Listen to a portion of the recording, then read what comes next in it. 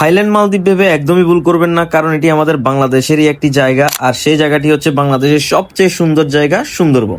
শহরের যান্ত্রিক কোলাহল ছেড়ে এরকম একটি গহীন অরণ্য জঙ্গলের মাঝখানে থাকার অভিজ্ঞতা ছিল মারাত্মক। আর সুন্দরবনের পার্ট 2 নিয়ে আজকের ব্লগ ভিডিওটি একটু বড় হতে পারে, সুতরাং সবাই না টেনে সম্পূর্ণ ভিডিওটি দেখার জন্য আন্তরিক অনুরোধ রইল। এখন আমরা বাই রোডে করে যাচ্ছি বনলতা ইকো রিসোর্টে। ও ওয়েট, এখান পর্যন্ত আসার আগ মুহূর্তের গল্পটা ছিল আমাদের জন্য স্মরণীয়। হয়ে যায় আমাদের সাথে একটি অনাকাঙ্ক্ষিত দুর্ঘটনা। তাহলে এই অনাকাঙ্ক্ষিত দুর্ঘটনাটা কোথায় হয়েছিল চলুন দেখি।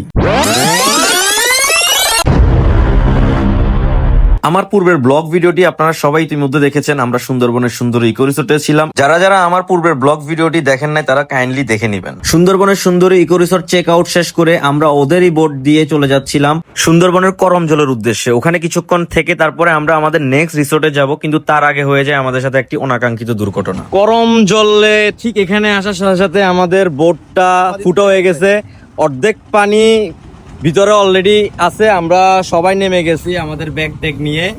এখন আমাদের জন্য আরেকটা বোট আসছে। আমাদের সাথে অনেক বড় রকমের একটা অ্যাক্সিডেন্ট থেকে আমরা বাঁচছি। এই যে আমার বডি বন্ধু, ও অনেক পরিশ্রম করছে, এই ব্যাগ ট্যাগ গুলা নামাইছে, মানে অনেক বড় একটা বিপদ থেকে বাঁচছি। আমরা যে কোনো জায়গায় গেলে কোনো না কোনো একটা ব্যাড বাস আছে, কিন্তু এই ব্যাড বাস গুলো আমাদের চরম লেভেলের একটা এক্সপিরিয়েন্স হয়। এখানে আবার এই যে কিছু বানর আছে, এরা আবার যে কোনো কিছু পাইলে নিয়ে যায়। কিছুক্ষণ আগে আমাদের কি জানি নিয়ে গেছে, ব্যাগের সামনে যা পাইছে। মোবাইল টোবাইলের জন্য খুব সাবধানে রাখতে হয়। মোবাইলও তারা নিয়ে যায়, এই যে এই গাছ থেকে আইসা মোবাইলগুলো নিয়ে যায়। এই জন্য অনেক ভয়ে ভয়ে ভিডিওটা করতেছি, শুধুমাত্র এই এক্সপিরিয়েন্সটা আপনাদের কাছে শেয়ার করার জন্য।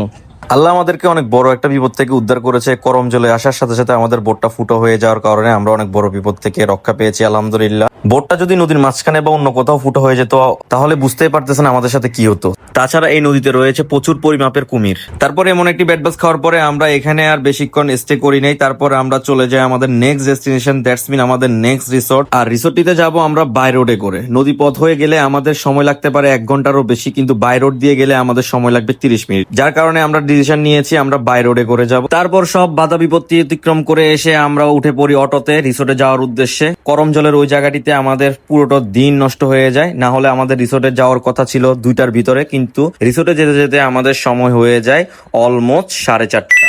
পরিশেষে আমরা আমাদের কাঙ্ক্ষিত লোকেশনে এসে পৌঁছাই, বনলতা ইকো কটেজ, সুন্দরবনের আরেকটি সুন্দর রিসোর্ট। এই রিসোর্টটা নিয়ে থাকছে আজকের ব্লগ ভিডিও। হতে পারে আপনার নেক্সট ডেস্টিনেশন সুন্দরবনের এই রিসোর্টটি।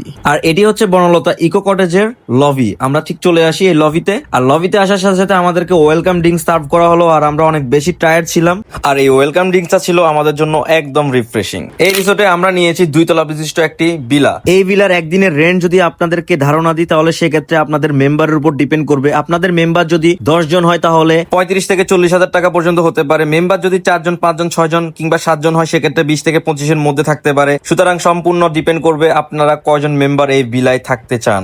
এছাড়াও ওদের অন্যান্য আরো কটেজ রয়েছে যেগুলোতে আপনারা 2 জন 3 জন করে থাকতে পারবেন। এসি নন এসি সহ এক এক কটেজের রেন্ট এক এক রকম, 10,000, 9,000, 8,000 টাকাতেও পাওয়া যায়। এই ভিলার নিচতলার ভিউটা আবার আপনাদেরকে দেখানো যায়।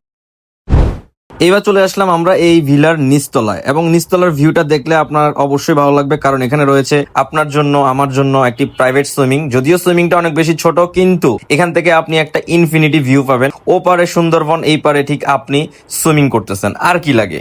তারপর চলে গেলাম আমরা দুপুরে লাঞ্চ করতে। আর দুপুরে লাঞ্চটা আমাদেরকে 5টার সময় সার্ভ করছে, কারণ আমাদের আস্তে আস্তে অনেক বেশি লেট হয়ে যায়। আর কেন লেট হয় সেটা আমি আগেই বলেছি। আর আমাদেরকে দুপুরে লাঞ্চে দেওয়া হয় 2 রকমের ভর্তা, ডিম কারি, ডাল আর মুরগির মাংস। এই রিসোর্টেরও খাবারের টেস্ট ছিল একদম পারফেক্ট, 10 আউট অফ 10।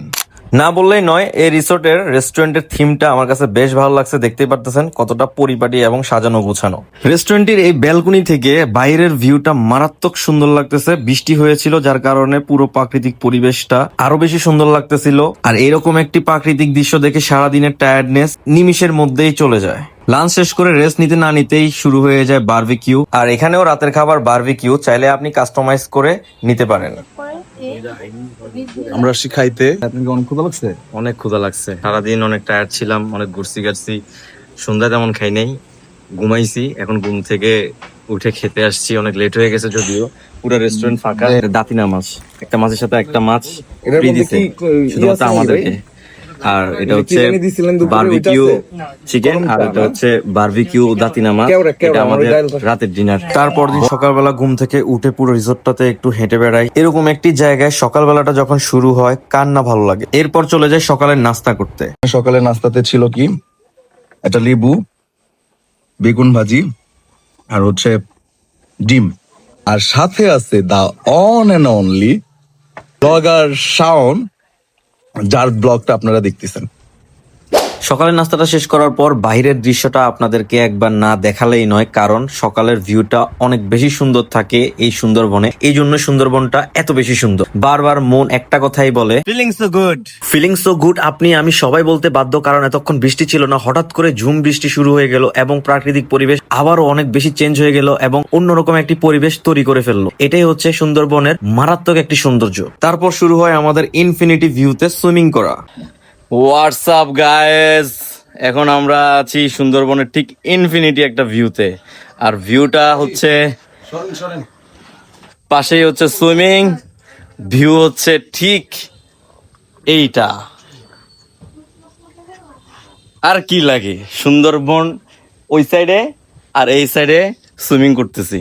তারপর অনেকক্ষণ সুইমিং করলাম, মজা মাস্তি ফান এনজয় সবই করা হলো আমাদের। এরকম একটি যখন প্রাইভেট সুইমিং পাবেন আর এরকম একটি ভিউর মাঝে, এরকম একটি মনোরম পরিবেশের মাঝে যখন আপনি সুইমিং করবেন, তখন আপনার মনে হবে আপনার পুরো টাকা উসুল। পরিশেষে আমি বলবো সুন্দরবনের বনলতা ইকো কটেজে থাকার অভিজ্ঞতা আমার খুব ভালো ছিল, কিন্তু তাদের কিছু কিছু জিনিস আমার ভালো লাগেনি। তার মধ্যে হচ্ছে থাকার জায়গাগুলো আরো বেশি চেঞ্জ করা উচিত এবং রুমের ডেকোরেট গুলো চেঞ্জ করা উচিত, যেটা আমাদের কাছে একদমই ভালো লাগেনি, এবং তাদের সার্ভিস কোয়ালিটি আরো বেশি ভালো হওয়া প্রয়োজন। এছাড়া হোল রিসোর্টটি এবং রিসোর্টের এনভায়রনমেন্ট এবং রিসোর্টের প্রাকৃতিক ভিউ এবং আপনার রুম থেকে সুন্দরবন ভিউটা ছিল একদম টপ নচ লেভেলের। ভিডিওটি আর বড় করবো না, আজ এ পর্যন্তই। এভরিওয়ান টেক কেয়ার এন্ড আল্লাহ হাফেজ।